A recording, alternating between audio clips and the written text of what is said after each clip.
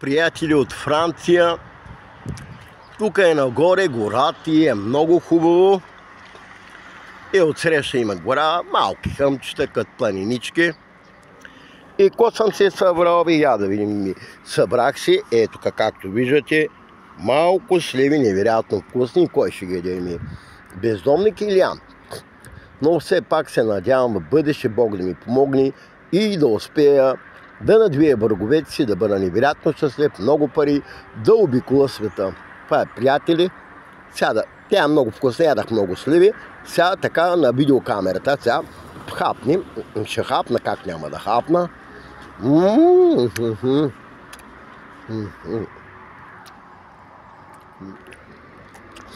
Невероятно вкусни сливи. Илиян Недев, туриста, обикаля света и се радва по света. Много обичам Франция и да живее България. Обичам, приятели, всичко добро. И се пазете от лошите хора. Това е. Всичко добро.